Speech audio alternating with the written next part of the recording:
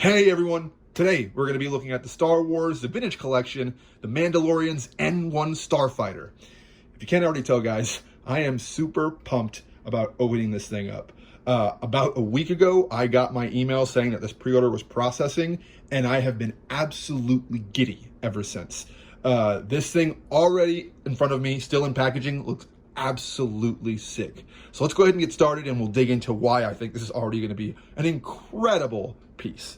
To start, we got the image of the N-1 Starfighter in the front with Mando, and Grogu here, and then ship. Look at the accessories that it comes with down here. We'll get into those into more detail. And on the side here, you can see a picture of the card. The Mando figure is going to be on card in here, so if you are a mint on card collector, there you go. I won't be collecting this. I will be absolutely opening them up because I do not have a Beskar Mando in my collection in the TVC line. And then taking a look side of the packaging, some features of the ship. The back is the exact same image, and then on the side over here we get a look at some other features of the ship. On the top we got, legal information, barcode. Then on top here, another look at some of the things you can do with the ship. Pretty cool. So let's go ahead and just bust this bad boy open and see if we like it or not.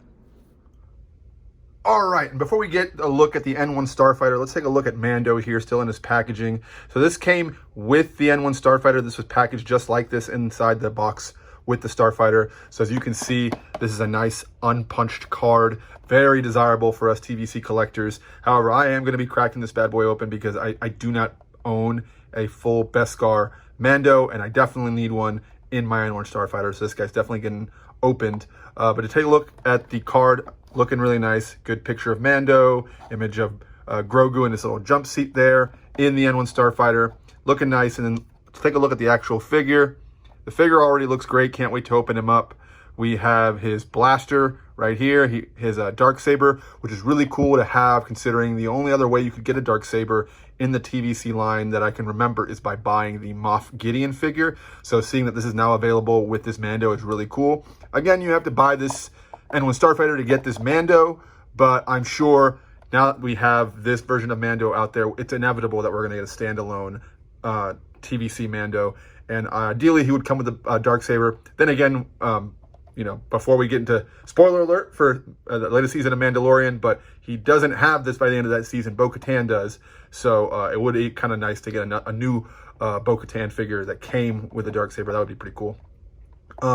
He also comes with his vibroblade down here and his Beskar spear, and you can't see it from this angle, but if I look, on the side, you can see he does come with a fabric cape and with his jetpack, so it is in there. And then on the back of the box, your regular TVC box, got your legal information, got a good look at the rest of the figures that came in the recent wave, and then here the number VC292. So looking really nice, but we're gonna get this guy out of the box. So let's just go ahead and do it right now on camera. So if you're not a fan of opening up TVC figures, then you can either live vicariously through me or you can cringe to see what's gonna happen next. But we're gonna take this guy out of the box here. Like a barbarian, we're doing this. Move that off to the side. And here we got Mando in his full Beskar. And I can tell you now, I didn't know going into this, I thought this might have been removable. I can tell you now it is not. The helmet is definitely on there. I mean, you can take the helmet off for sure, but there's no face underneath. You're just going to be taking the whole head off. But yeah, so this is not a removable helmet. This is just a head here, but it's looking really good. And we'll also see we have our jetpack that we can just plug into the back here. He has a port right here that you can plug this into. Really nice. Oh, actually a little harder than I expected there. Come on now, there it is. So it gets in there really nice, and the cape kind of drapes over the side of it. This is the first time. Obviously, I'm opening this up right now for the first time, so I need to play with this a little more to understand the nuances of it. But as you can see, the cape can drape over it, And, you know, with some finagling, you can probably get it to sit however you want it to. And let me take this off. You can also see that there is a hole in the strap right here that I'm sure is meant for his blaster rifle. Now, as you saw in the accessories, this didn't come with his giant blaster rifle. However, there is a port in here for him. So should you want to pose him with that on his back, it is a possibility. So then let's go ahead and take out his blaster. Looking really, really good. A lot of good detail there. Really nice. Put that down. And then next we'll take a look at the Darksaber here. If I can get this guy out on camera. Or actually, you know what? Let's just look at the vibroblade since that was easier. Here's the vibroblade here. Looking really good. And let's see, I think he might have some storage on his armor for this. Maybe, does he? He definitely has storage for the blaster. That's for sure. You can put that right in his holster there, and that'll sit nicely.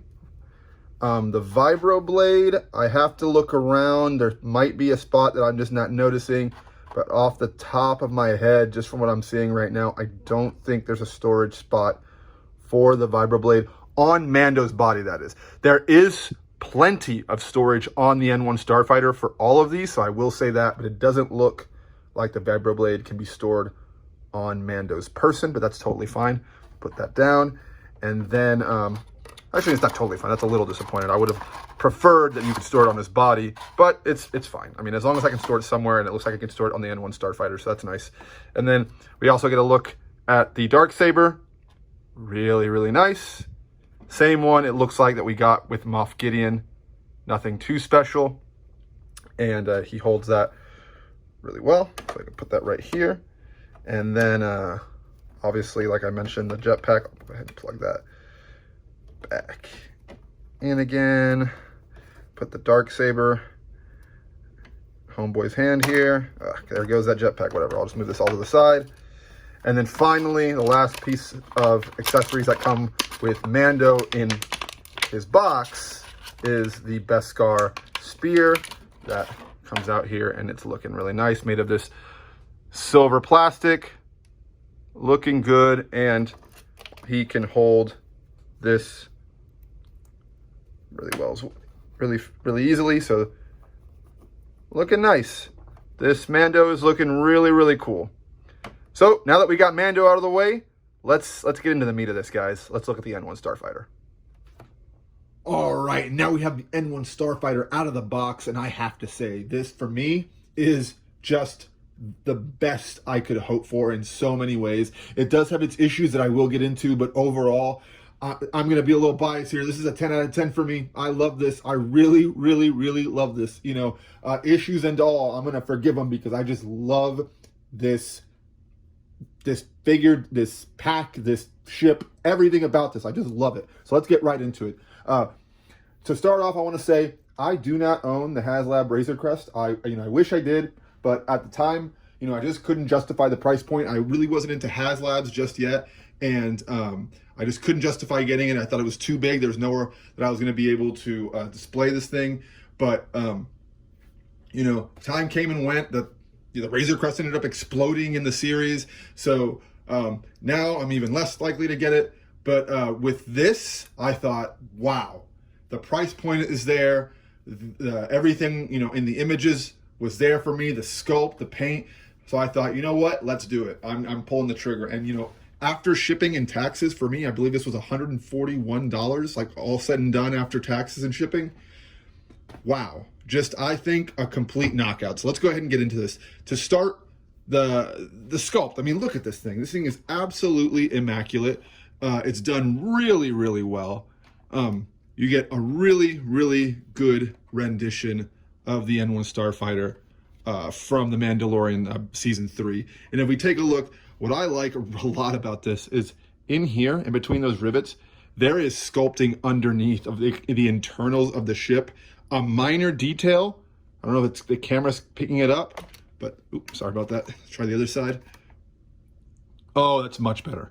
For me, just so cool that you can see the inner workings of the ship like this.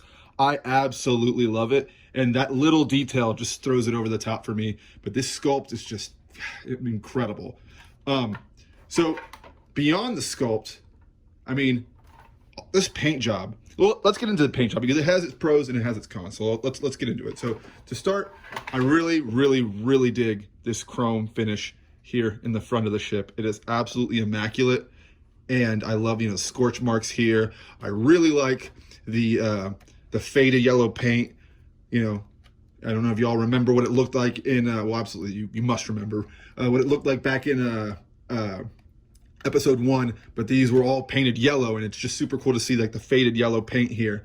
The only issue I have is back here, you know, you'll notice that chrome paint is being used again. In the middle, and if I look back at images of the ship in the show, the middle of the ship, the core of the ship, definitely is a different shade of silver. It's more of a, you know, obviously a gray. It's a little duller. But in this version of the ship, in this, you know, this rendition, the plastic, it's doing the marbling thing. And there are going to be a lot of people out there. They're going to see this marbling. I don't know if the camera's going to pick it up. It's there. You can kind of see it. Maybe you can see it better on the bottom of the, yeah, on the bottom you can definitely see it. But there's a lot of swirling. Look at all that. This marbling for some people is going to be a real issue. And if you're one of those people, I totally get it. I really do. Mine is pretty marbled up now that I'm looking at it. Yeah. Yeah, it really is. I'm noticing it the more I'm staring at it through the camera. That, yeah, this is really marbled up. Like I was saying, for some people, this is really gonna be a huge deal breaker, and I can understand that. Personally, for me, normally it would be a deal breaker. I think in a previous review that I did, I complained about marbling in a figure. And here, or maybe it's not one I released yet, but regardless, I've complained about it in the past. And I know I'm going to sound like a hypocrite here, and I definitely am going to be a hypocrite here, but I'm going to give it a pass on this. I'm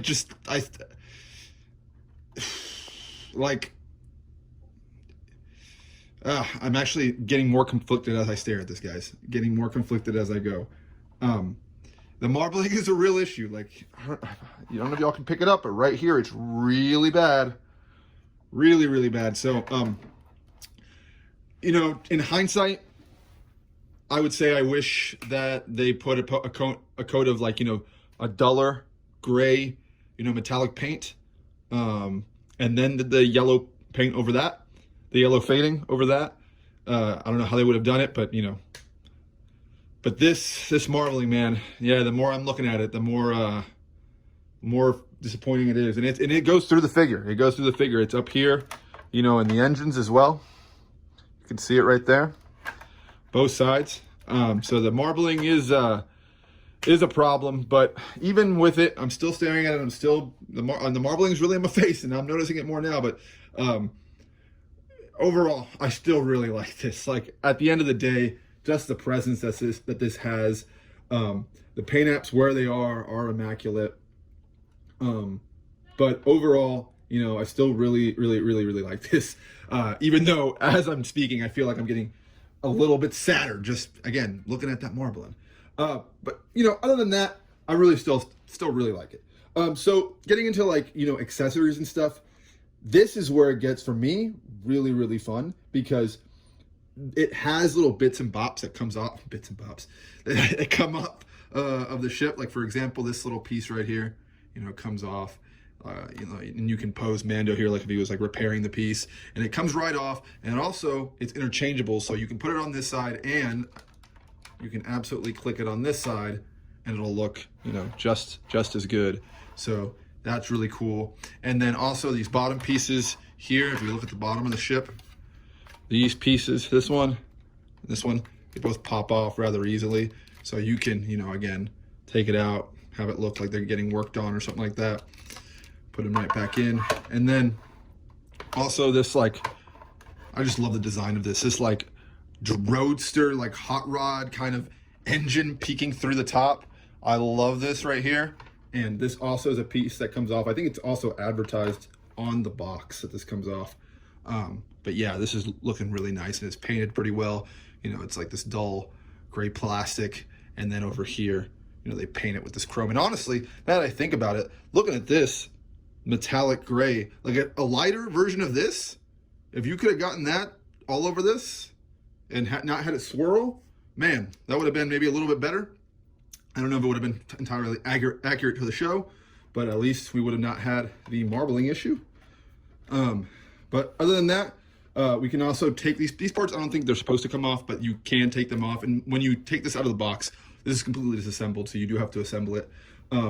Over here, you know, the canopy, it does slide open and out, which is pretty cool. However, you don't really want to take the figure out this way. This is just more, you know, for photography and stuff like that, or just, you know, role playing, you know, seeing like, you know, the cockpit open just like the show. However, in reality, if you want to take these figures out, you really want to just pop it open like this, get it out really easily. The opening that's made when you just slide it, it's just really small, and it's just, it's not as easy to get it in and out. So I wouldn't recommend it. Just open it normally. And then for Grogu, you just put it right here, you know, and pop him out. Comes out here, and he's just, you know, he's really just a little statue. Let's see if the camera will focus. Yeah, there it is. He's just a little statue. Really cute, you know. The head kind of articulates a little bit, ever so slightly. But that's about it. And then he does have a peggle in here, and there is a peg in there. Yep. And you can plug him in, and then once you got him in there, I don't, but whatever, and just pop this on. And then I gotta focus the camera. There. So that's how you do that. And then what's really cool is in this piece right here, this piece swaps out. So what you can do is you can, I'll take it off screen to do it because I've only actually ever done this one other time. So it has actually this rim right up here, so put it back and show you. It's actually really easy.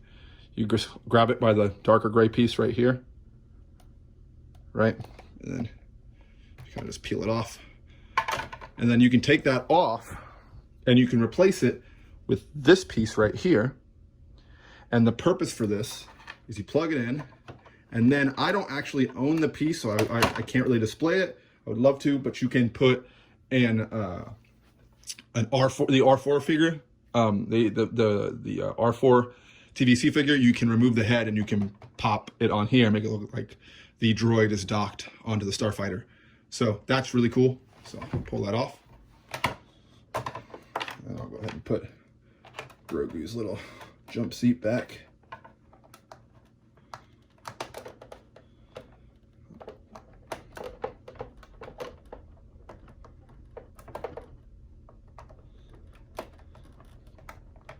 Jeez. This is really difficult. Just, oh, there it is.